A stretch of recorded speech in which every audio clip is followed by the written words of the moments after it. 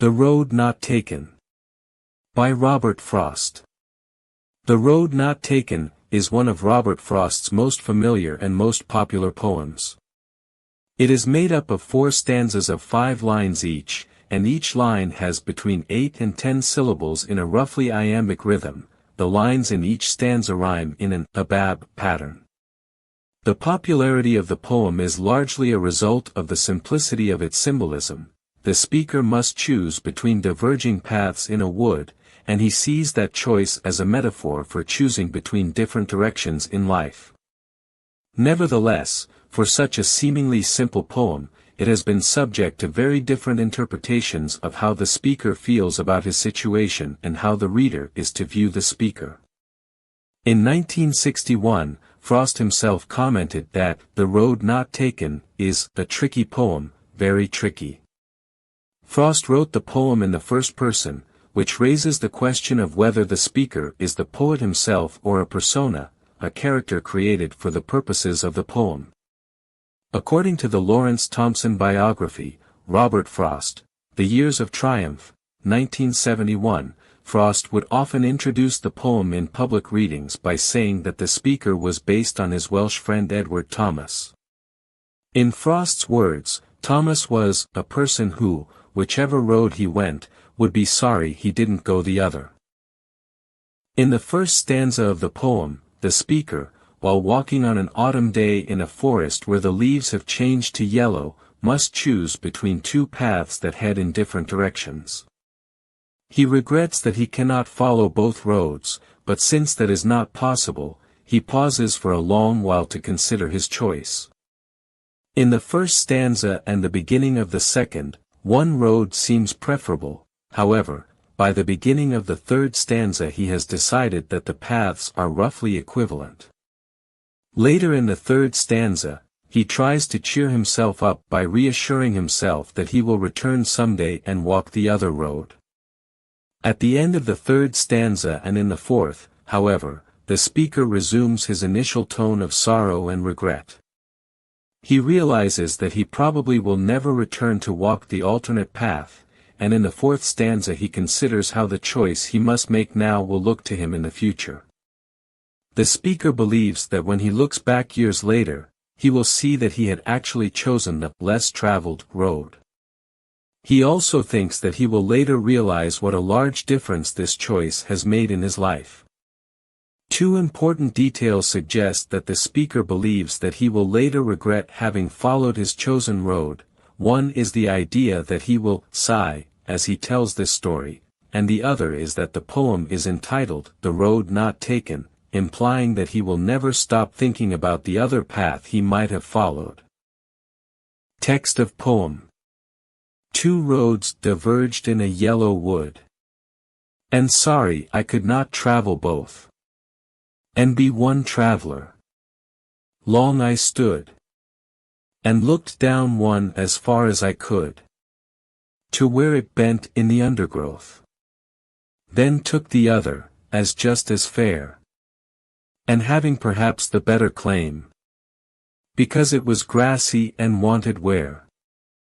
Though as for that the passing there had worn them really about the same, and both that morning equally lay in leaves no step had trodden black. Oh, I kept the first for another day. Yet knowing how way leads on to way, I doubted if I should ever come back. I shall be telling this with a sigh. Somewhere ages and ages hence, 2 roads diverged in a wood, and I took the one less traveled by. And that has made all the difference. The Road Not Taken. Summary. The speaker, walking through a forest whose leaves have turned yellow in autumn, comes to a fork in the road. The speaker, regretting that he or she is unable to travel by both roads, since he or she is, after all, just one person, stands at the fork in the road for a long time and tries to see where one of the paths leads. However, the speaker can't see very far, Because the forest is dense and the road is not straight. The speaker takes the other path, judging it to be just as good a choice as the first, and supposing that it may even be the better option of the two, since it is grassy and looks less worn than the other path. Though, now that the speaker has actually walked on the second road, he or she thinks that in reality the two roads must have been more or less equally worn in. Reinforcing this statement, the speaker recalls that both roads were covered in leaves, which had not yet been turned black by foot traffic. The speaker exclaims that he or she is, in fact, just saving the first road, and will travel it at a later date, but then immediately contradicts him or herself with the acknowledgement that, in life, one road tends to lead onward to another, so it's therefore unlikely that he or she will ever actually get a chance to return to that first road. The speaker imagines him or herself in the distant future, recounting, with a sigh, the story of making the choice of which road to take, speaking as though looking back on his or her life from the future. The speaker states that he or she was faced with a choice between two roads and chose to take the road that was less traveled, and the consequences of that decision have made all the difference in his or her life. The road not taken, speaker. The speaker of the road not taken is anonymous and has no specified gender. While it's possible to argue that Frost himself is the speaker, there isn't definitive evidence that is the case, and in fact, there is evidence to suggest that Frost may have based the speaker in this poem on his acquaintance Edward Thomas, whom Frost described as a person who, whichever road he went, would be sorry he didn't go the other. Further, there is an ironic distance between what the speaker is saying in the poem and what the poem itself seems to be saying, further implying that Frost is not the same as the speaker. The speaker, faced with a seemingly insignificant decision between two roads, makes a choice to follow the one that appears less worn, seemingly an argument against conformity, and then spends the rest of the poem reflecting on the decision. The poem ends with the speaker imagining him or herself in the distant future, reflecting back on the decision and believing that taking the road less traveled has made all the difference. The poem's ending reveals the speaker to be deeply concerned with the ways in which even small decisions may have far-reaching implications.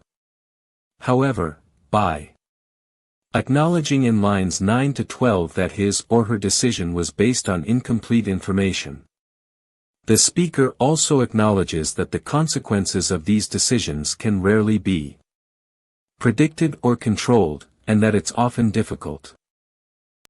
The road not taken, setting. The poem takes place in a forest in autumn, after the leaves have begun to change color. More specifically, the poem takes place at a spot in the woods at which a road forks into two. The two roads continue on from the fork, but the roads soon pass out of sight as they wind and bend in the undergrowth of the forest. A person standing at the fork can see that one of the roads is a bit grassier than the other, but they are equally strewn with freshly fallen leaves, and in truth both roads appear to be about equally worn. However, while it's accurate to say that the poem is set in a forest, it is equally accurate to say that the poem is set in the speaker's mind. Throughout the first three stanzas, the speaker is remembering the forest, the fork in the road, and making the decision to choose one rather than the other. And in the fourth and final stanza, the speaker imagines him or herself even further into the distant future, and looking back from that vantage in time to the moment of choosing the road in the wood. This dual setting fits with the way that the poem seems to describe the speaker's straightforward decision about taking the less worn road in a wood, and also the way that the poem functions as an extended metaphor in which the speaker attempts to come to terms with a choice he or she made in the past. Themes: choice and uncertainty. In The Road Not Taken, the speaker describes him or herself as facing a choice between which of two roads to take. The speaker's choice functions as an extended metaphor for all the choices that the speaker, and all people, must make in life. Through the speaker's experience, the poem explores the nature of choices, and what it means to be a person forced to choose, as all people inevitably are. The poem begins with the speaker recounting the experience of facing the choice of which road to take. The speaker's first emotion is sorrow, as he or she regrets the reality that makes it impossible to travel both roads, or to experience both things.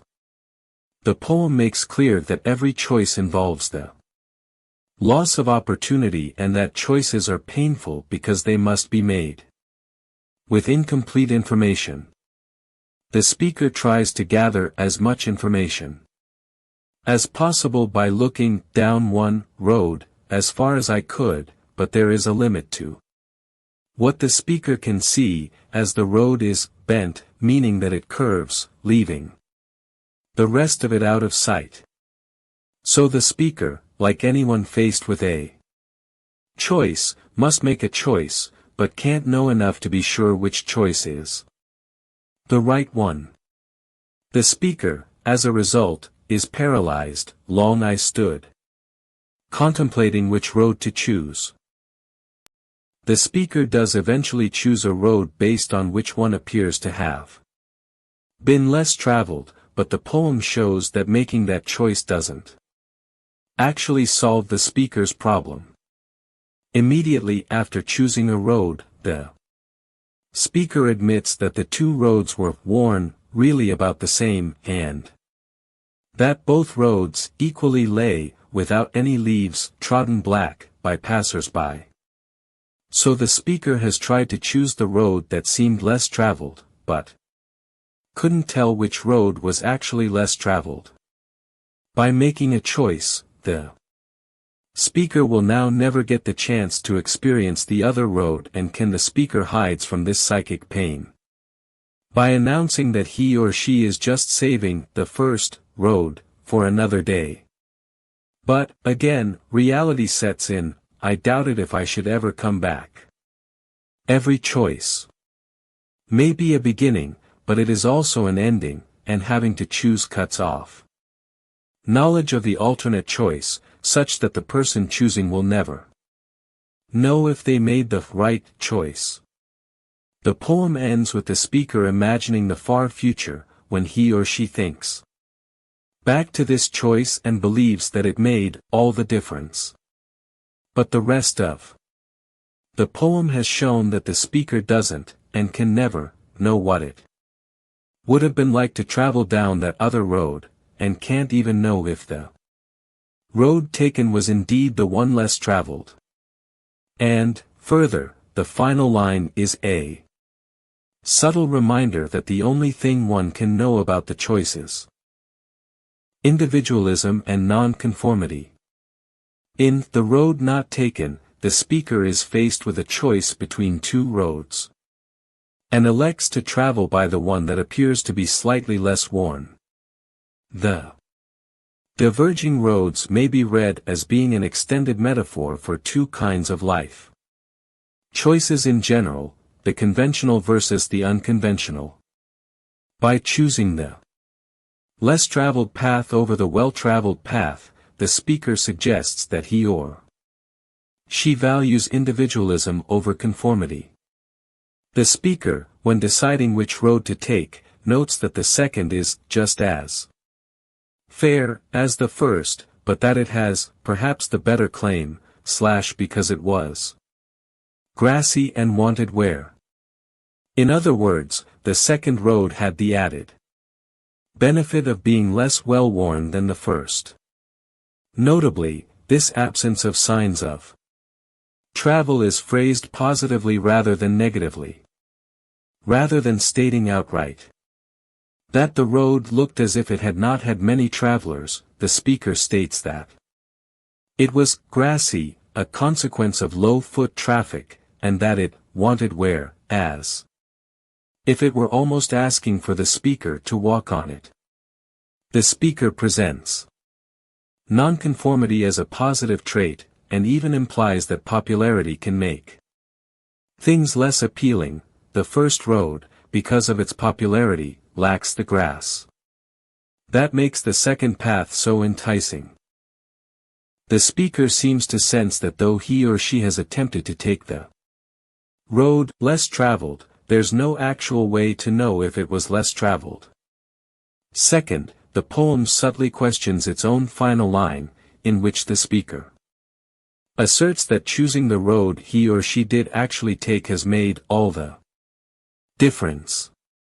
Many readers interpret this final line as being an affirmation of the speaker's decision to venture off the beaten path. But note that the poem is careful not to state that choosing the road less traveled has necessarily made a positive difference.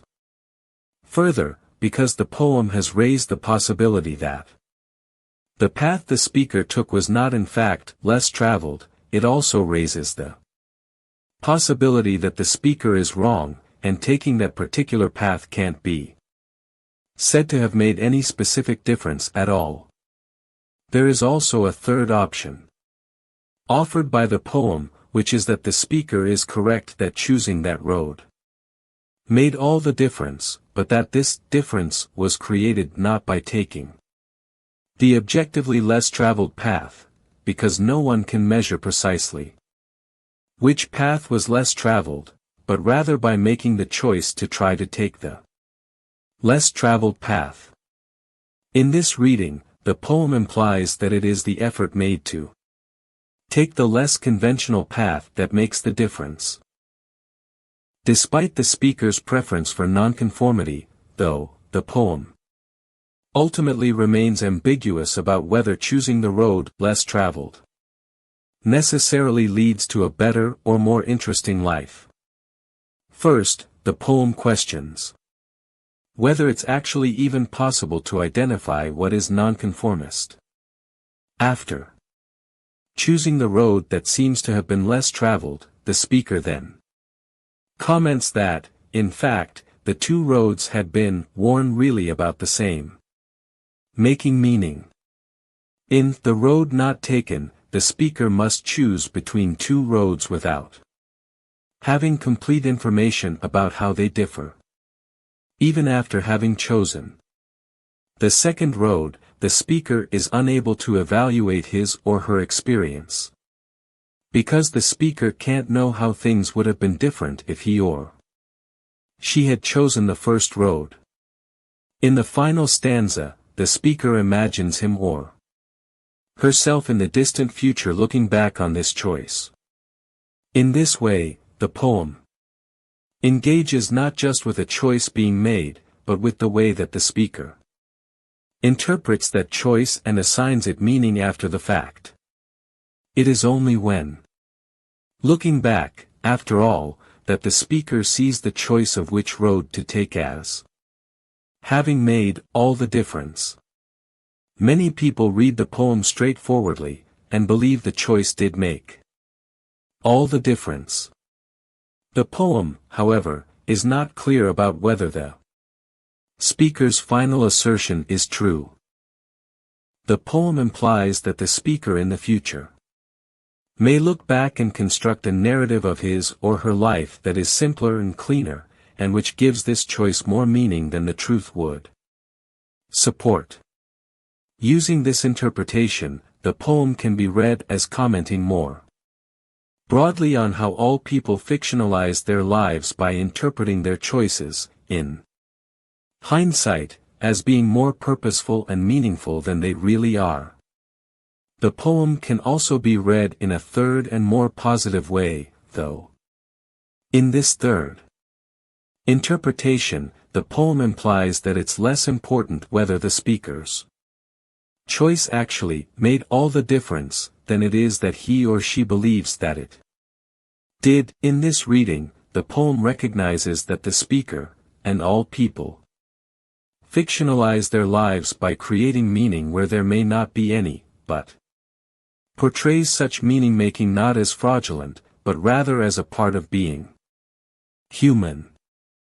All three of these different possible readings coexist in The Road Not Taken. The poem does not suggest a solution to the question of the meaning in the speaker's choice, but rather comes to embody the question itself, allowing for contemplation of the mysteries inherent in defining or interpreting a life.